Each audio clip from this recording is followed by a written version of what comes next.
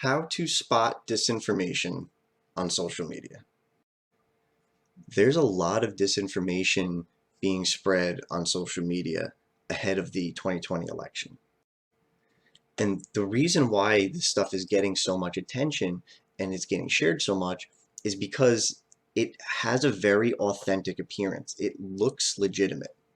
Some of this stuff, it's hard to tell fact from fiction because they're really utilizing a combination of both. They're hitting you with some true facts sometimes, they're hitting you with some false facts sometimes, sometimes they're hitting you with all the truth, sometimes they're hitting you with all complete BS.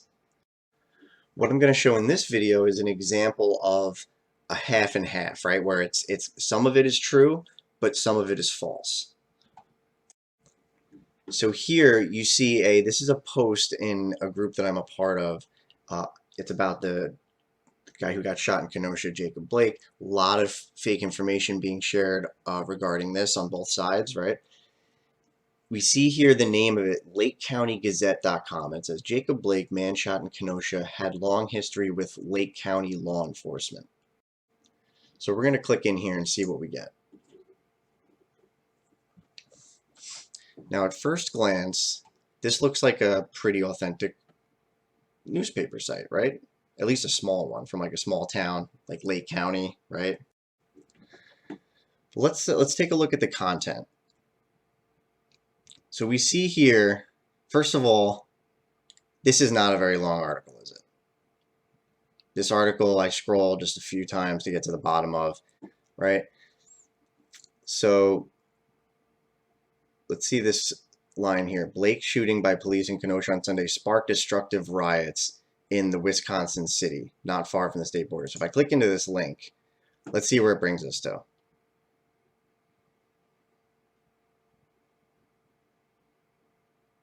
Oh, what a surprise. It takes us to a website that looks just like the one we were just at. This one's called the Kenosha Reporter. You might be noticing a pattern here, right? So if we proceed to this third paragraph here, there's a lot of stuff here. There's records reveal Blake was arrested in 2003 in Round Lake Beach in criminal trespass to a vehicle and arrested in 2012. That sentence makes no sense.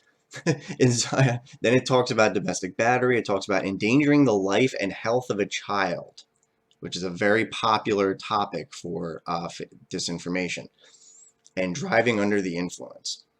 So let's click into some of these. Arrested in 2003. Let's see what very reputable and authentic source this site is using to tell us that he was arrested in 2013 for criminal trespass. Oh, okay. So it is a link to a image file on an Amazon Web Services account. Cool. And if you can't tell, this is obviously doctored. This is completely fake. It is so easy to make something like this up. I mean, why in the world would anybody link to a picture on an Amazon Services website? This isn't real. And to show you how not real this is, I went ahead and made a fake court docket for myself that I will be receiving a couple of months from now when I vote for Kanye West as President of the United States on November 3rd. So this is obviously not a real source, right? They made this up. This part of the article is fake. And if we click into these other ones here, the domestic battery, endangering the life of a child, again, it's the same obviously faked picture that's hosted from this, this person's Amazon Web Services account. And then the same thing with the driving under the influence charge. This is, again, another fake one. Now, let's see. Oh, Blake is currently facing a rape charge in Kenosha. So if we click into this one, again, if you see the link, if you look in the bottom left, I don't want to move my cursor because then it'll move it. But if you look in the bottom left, it says, look, it's clicking to the Kenosha Reporter, right? But if I click into it, it's a broken link. They didn't even link it properly to their own fake news source. So far, this article has been nothing but lies, right? Now we're going to get into the very insidious nature of disinformation, because the part that's here, a warrant was issued for Blake's arrest on July 7th on felony third-degree sexual assault, disorderly conduct, and criminal trespass. This actually is true, right? And you know it's true because when you click into it, it brings you to a .gov website, an actual authentic website that you can probably trust, right? And here you see a much more, it's an actual website, and you see that these charges are legitimate. And let's see, is there more here? The rape charge started circulating on Twitter this afternoon. Yeah, I'm not, this is just a source from a Twitter account.